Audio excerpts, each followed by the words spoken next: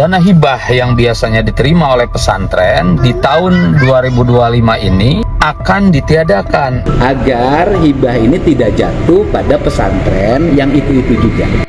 Wakil Ketua DPRD Jabar Ono Surono turut mengomentari kebijakan penghapusan dan hibah ke Yayasan Keagamaan oleh Gubernur Jabar, Deddy Mulyadi. Kebijakan ini mendapat sorotan kritik dari anggota DPRD Jabar lainnya, yakni Maulana Yusuf Erwinsyah dari PKB. Menurut Ono, keputusan penghapusan tersebut tidak hanya mengabaikan aspirasi publik, tetapi juga mencederai semangat kolaborasi dan prinsip musyawarah. Ono berharap Gubernur Jabar segera merespons aspirasi masyarakat dan kegelisahan anggota DPRD untuk merumuskan kembali kebijakan yang lebih adil dan menyeluruh. Selain itu, Deddy Mulyadi juga wajib melakukan verifikasi terhadap ponpes yang diduga menerima anggaran besar agar tidak terjadi penghapusan dana secara sepihak. Nah, sehingga apa yang terjadi saat ini, di mana 2025 APBD Jawa Barat banyak menghapus aspirasi masyarakat, salah satunya adalah pondok pesantren, lalu bantuan hibah kepada organisasi kemasyarakatan, lalu banyak juga kegiatan-kegiatan yang diusulkan oleh kabupaten kota yang juga dihapus oleh Kang Deddy Mulyadi ya, dalam sebuah proses pembahasan yang tidak melibatkan DPRD. Nah, sehingga itu menimbulkan reaksi di mana-mana dari masyarakat dan juga dari beberapa teman-teman anggota fraksi di DPRD Provinsi Jawa Barat.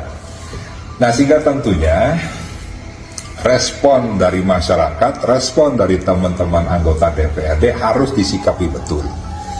Misalnya pondok pesantren menerima hibah hanya untuk memenuhi unsur ataupun aspek politis, ya ada bahasa relasi politik, ya sebenarnya itu sah-sah saja.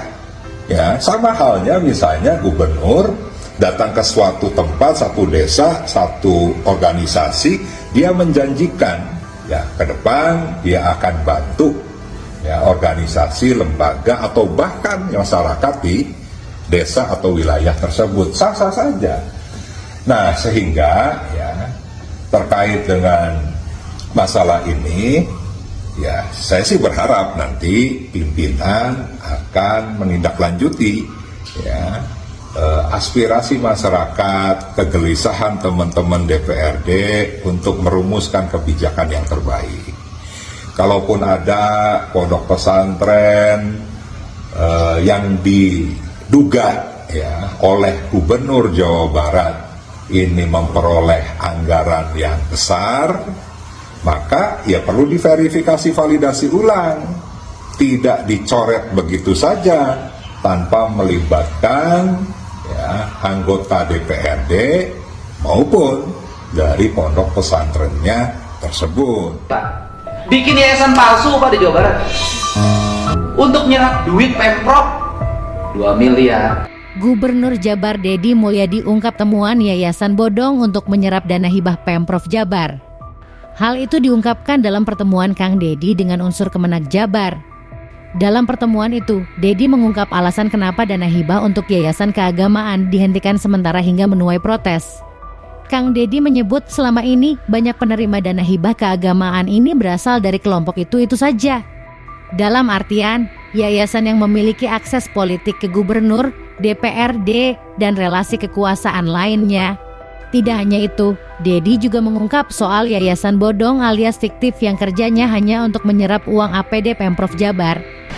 Problemnya apa sih Kang Deddy hari ini? Agak nahan dana hibah untuk itu. Mesti perlu diomongkan lah. Kita tahu apa yang terjadi. Gitu loh. Pertama, yang menerima itu juga Pak. Yang yayasannya berkembang yang punya akses politik. Yang yayasannya berkembang yang punya akses terhadap gubernur. Ustadz di Lemur anu teu boga akses politik, tidak punya akses terhadap gubernur, teu kabage apa? Diriungkeun, anu narima anu ngariungkeun mana balik we macan kedong unggul. Emang saya tahu yang begitu Pak. Sampai Pak saya bukain Pak. Bikin yayasan palsu Pak di Jawa Barat. Untuk nyerap duit Pemprov 2 miliar, 1 miliar, 5 miliar. Makanya saya stop dulu. Saya mau bikin rasionalisasi. Saya minta nanti data Kemenag, berapa madrasah yang harus dibangun, yang jelas siswanya ada, yang dibutuhkan di wilayahnya. Pemprov siap membangun, Pak.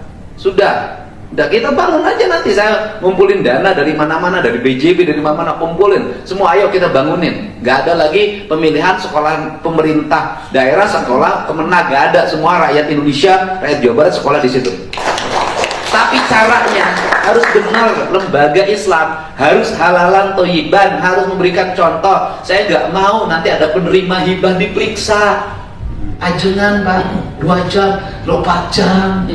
Cek ajengan nanti itu nyamuk. Di Garut itu nyampe berapa Garut tuh bantuan ke yayasan? Ada sekitar 200 lembar. Hampir tuh 300 miliar. 300 miliar. Garut tuh sampai 500 miliar, Pak. Bantuan untuk yayasan. Ada satu yayasan 5 miliar, Pak. Bikin yayasan langsung dapat 5 miliar. Aisyah narugruk.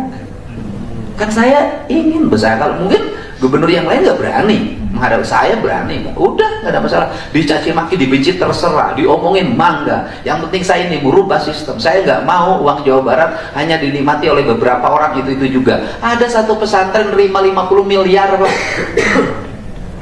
Mau saya sebutin? 50, Pak. Ngomong atas nama Islam, atas nama agama. Padahal kan kalau dia seorang tokoh, jangan dinikmati oleh yayasan dia dong. Tuh, beret tuh Ustaz Bladi tuh bangunkan madrasahnya 500 juta. Seneng ya sekarang. Ini saya bukain, Pak. Bu Hibah, makanya saya hari ini close dulu, saya bilang nanti dulu, saya nanti nggak mau lagi lewat pendekatan aspirasi. Saya mau pendekatan program pembangunan. Kemenag nanti bikin data madrasah-madrasah di Jawa Barat, sanawiyah yang Kementerian Agama tidak mampu, dan di situ tidak ada SMP, di situ jauh dari SD. Jadi begitu saya gitu loh, Pak, harus ada rasional begitu. Ulah rebutan murid. Jangan kejadian rebutan murid. Kalau di situ sudah ada SMP, ya sudah, SMP-nya kembangin. Kalau di situ sudah ada sanawiyah, nggak usah bangun SMP. Download Tribun X sekarang. Menghadirkan lokal menjadi Indonesia.